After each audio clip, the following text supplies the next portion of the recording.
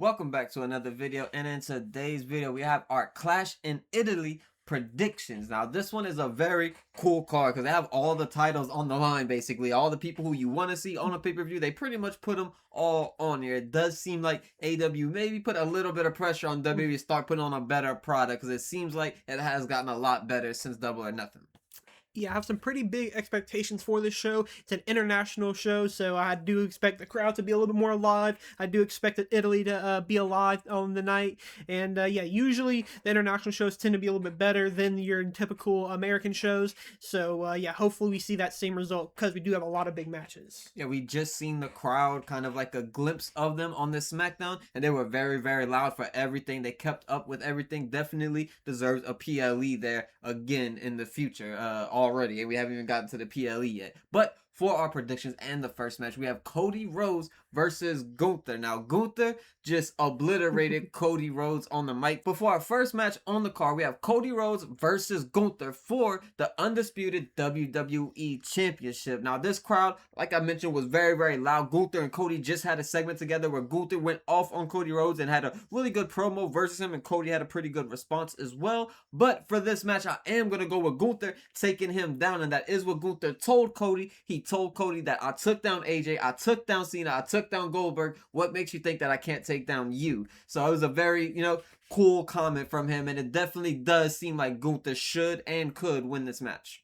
Yeah, Cody Rhodes, this title reign hasn't been the greatest. Obviously, picking it up from Drew, going into Mania, not losing to Randy, which I think kind of did surprise a lot of people. I think a lot of us thought that Randy was going to win after winning the Chamber. It felt like it would make sense, but now that we are on to the next opponent for Cody Rhodes, it does feel like Gunther is the right man to do it. I think if you have him win, it opens up the doors for a lot of different matches, and it lets Cody Rhodes breathe for a little bit. I think he kind of maybe either needs to rethink what we're going to do, whether we stay in the world title picture. I don't think that's the route we kind of should be in anymore. Maybe we do take a little step back, help some other divisions, go to that, even the United States division, shake things up there. Obviously, maybe not win that belt, because I would love to see Trick Williams retain that, hold it for a little while longer. But yeah, I think there's a lot of things you can do with Cody Rhodes after this loss, so I don't think it hurts him too much. But Gunther winning the title, obviously winning both world champions now, is obviously a big mark for him in his career already. But I think it could really take him to the next level, beating Cody Rhodes. For our next match, it's another world title match, and that's Rhea Ripley versus Jade Cargill, a rematch from WrestleMania, and the match at WrestleMania was very good as well. So I do expect this one to maybe not be better, but at the same time, it kind of should be better. They worked with each other a lot since then in the ring, just kind of having these 3-on-3 matches. But also, it does seem like maybe Charlotte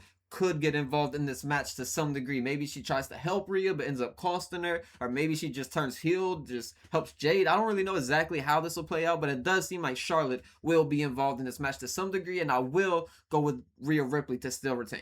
Yeah, for this one, I am a little bit torn because I do think Rhea Ripley winning it from Jade was the right decision at the time, but I'm almost in the boat now of maybe Jade winning it back wouldn't be such a bad call. I think since her working with Rhea Ripley, I think she has improved a lot more. We've seen a lot of her better matches of her time in WWE so far, so I think having her win it back, she becomes obviously a bigger heel now, taking down one of the fan favorites of Rhea Ripley, and I think it can really change things up. Obviously, I think Rhea holding the belt to go against the heels on SmackDown is still a lot better, because you still have those people like Fallon who haven't gotten another opportunity, even though they could very well get an opportunity sometime soon.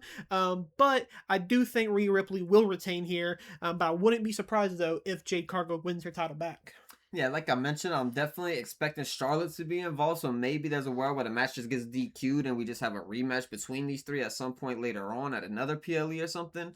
But yeah, that definitely feels like there's something kind of brewing between these three women. You could also just go Jade and Charlotte though, so there is definitely room for Jade to win and kind of grow, and kind of have Charlotte maybe even win the title from her as well, because Charlotte's probably the most over that she's been in a very long time, honestly. But for our next match, we have Roman Reigns versus Jacob Fatu in a tribal combat match for another world title. So 3 world titles on this PLE, all the big names on this PLE: Cody Rhodes, Gunther, Rhea, Roman, a lot of big names on here. So yeah, this is a big match. I'm expecting Roman Reigns to win, unfortunately, but I do think this would be an amazing night for Jacob Fatu to get the big win. I just don't see Jacob Fatu and Gunther picking up wins on the same night. Yeah, Jacob Fatu apparently did get injured on a live event on their European tour, so obviously I'm still expecting him to show up, and I'm sure he'll be ready to go. But I think this match could be a better one than their last match. I think Jacob, obviously, he's going to be a lot more aggressive in this match, being in tribal combat. I hope they actually kind of live up to it a little bit more. I think Jacob Fatu is the type of guy that can really embrace this gimmick and really kind of take it to the next level, what it kind of should probably be, a bit more hardcore, a little bit more intense. But I do think Roman Reigns will retain, though. Unfortunately for Jacob Fatu, Roman Reigns just winning a belt. You're probably not going to win it. No one's going to win it for the next year. So, yeah, I'll have Roman retaining. But, yeah, Jacob Fatu could win it. Just won't be expecting that for sure. Up next, we have Becky Lynch versus Sol Ruca. Now, this is a feud that's been brewing ever since Sol Ruca came up to the main roster. We've seen her have a quick little interaction with Liv Morgan, which seems to be just a one-off thing. But then immediately after that, went to Becky Lynch, and that's been very good. I've been liking the promos, the interactions, the match. A lot of stuff that they've done has been really good, so I'm expecting this match as well to be very good. It's kind of a hard one because I want, all the new people to win the titles basically, but it doesn't really seem like that's going to happen, so I am just going to go with Becky Lynch retaining the Intercontinental Champion. I hope this match is a lot better than their one at Backlash.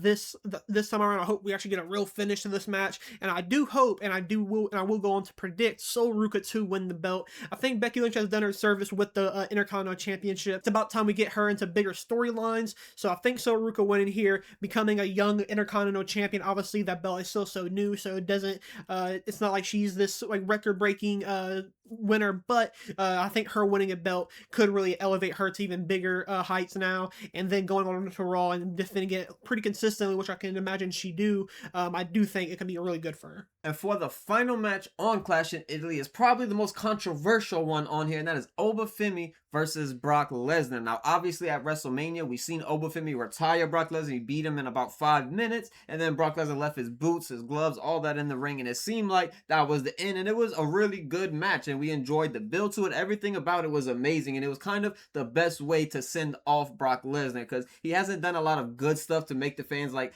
kind of happy about what he's done in ring and on the mic and everything like that, but he finally did it with this. But he came back just a few weeks later, and now we're here, they're having another match, and it does feel like Brock Lesnar will pick up this one.